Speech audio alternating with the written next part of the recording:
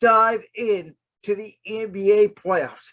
Now, the Miami Heat did defeat the Philadelphia 76ers in 6 games. They have advanced to the Eastern Conference Finals.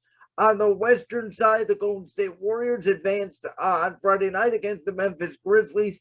They are now going to be in the Western Conference Finals. The question for both of these teams is, we know Miami is going to host Game 1 of the Eastern Conference Finals on Tuesday against the winner of the Celtics-Milwaukee series today. That is going to be Game 7 at 3:30 p.m. Eastern Standard Time, as well as then will Golden State, will they either go to Phoenix for Game 1 on Wednesday, or will they host the Dallas Mavericks?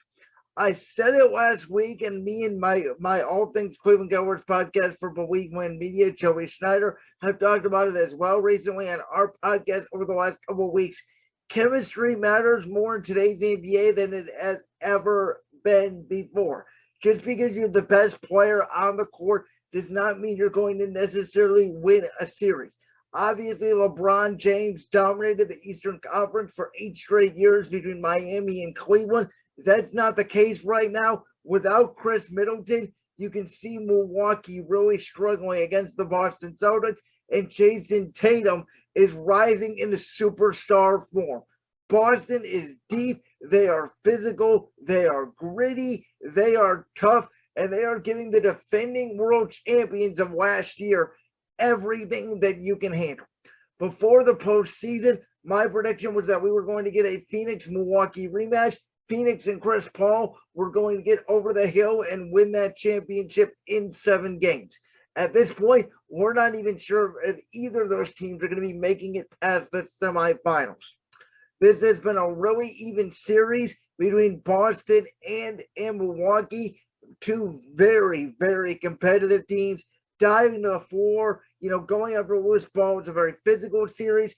Giannis Antetokounmpo even gave you 45 points and 20 rebounds in Game 6 in a losing effort. And I feel like with both of these teams, Boston's role players in this series have been more reliable at times than Milwaukee's role players. You can make the argument that Boston let Game 5 slip away and Game 6 should have been it. Boston also had a chance to win Game 3. You can certainly make the argument that Boston's been the better team in this series. Jason Tatum, as I already mentioned, is rising into superstar status before our very eyes. Jaylen Brown has made a lot of key big shots in this series, as Marcus Smart.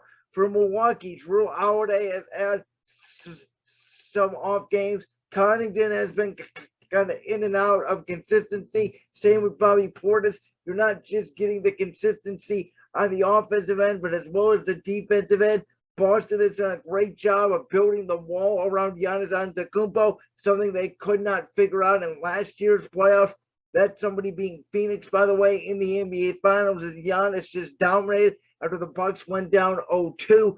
We've seen the Bucks be a resilient team. The Bucks are obviously a championship team.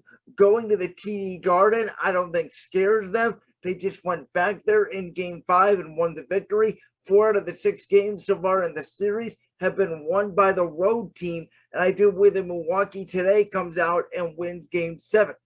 However, if they do not, it begs the question of Giannis certainly does look like the best player in the world right now, but is this the Giannis stage of 2008, 2009, 2010 LeBron James, where Giannis just doesn't have enough help? I mean, we saw it with LeBron that first go around in Cleveland, where LeBron was carrying teams to the second, third round, and even in the NBA Finals against the 07 San Antonio Spurs. But he could just never get over the hill until he went to Miami and had Dwayne Wade and had Chris Bosh and had Mario Chalmers and had Shane Battier and had Ray Allen and had those veteran, reliable role players, which Milwaukee had this year. But they do, or which Milwaukee had last year, but they do not have this year. The Eastern Conference, the other matchup, Miami and Philadelphia, what I was saying all series.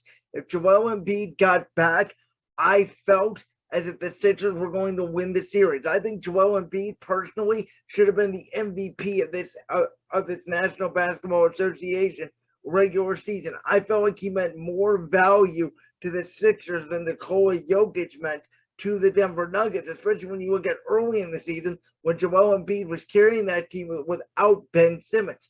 James Harden did not show up in Game 5 or Game 6 at all. Joel Embiid did not really show up in Game 5 or Game 6 at all. There was no energy coming out of Philly. Miami felt like the more desperate team, and I don't think people remember this much, but Miami did make the NBA Finals 2 years ago in the NBA bubble, and because they were a 5 seed, I think a lot of people have kind of seen it as a fluke. They don't really take Miami for real, and I am certainly one of those people. And the Heat, Jimmy Butler, Bam Adebayo, Tyler Hero, Victor Oladipo, and those guys, I think, are out to prove something this postseason.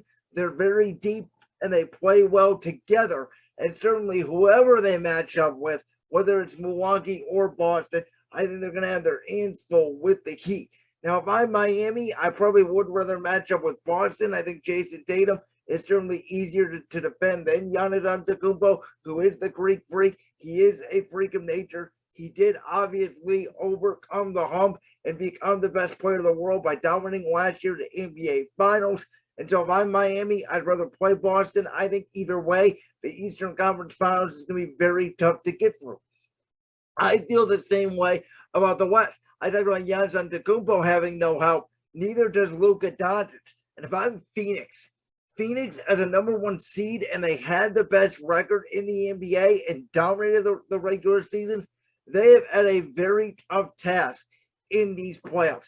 The Pelicans and Brandon Ingram, basically by himself, took them to 6 games in the first round, and now Luka Doncic by himself pretty much, outside of Dorian Finney-Smith and maybe Kleba here and there, Spencer Dinwiddie, if he can show up for 1 game this series.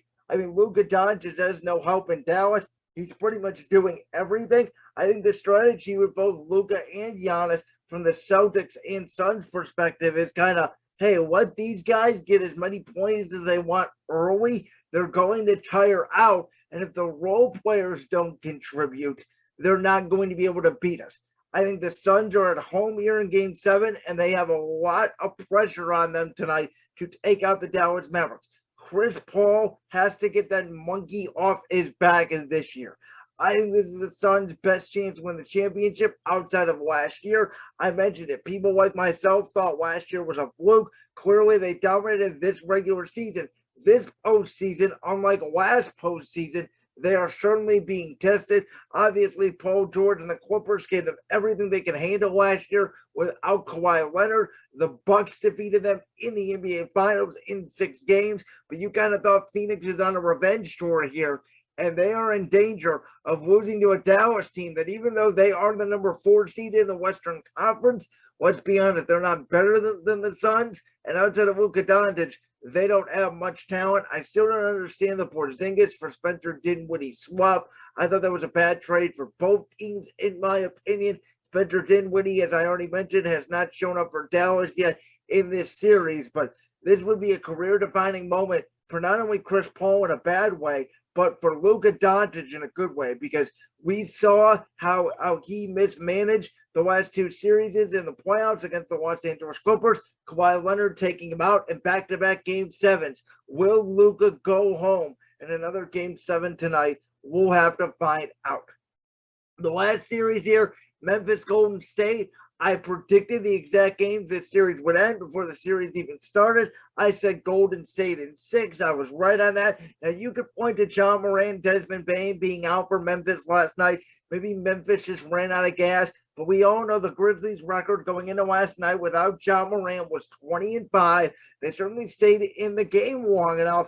But listen, I talked about chemistry a little bit earlier in the show, and Golden State, to me, has the ultimate chemistry because of the way that Steph Curry, Klay Thompson, and Draymond Green all played together. They obviously went to 5 straight NBA Finals together from 2015 through 2019. Obviously, 3 of those were with Kevin Durant, but even in that last season, Durant missed most, if not all, of the conference finals, if I am recalling, and it was mostly Curry and Klay Thompson.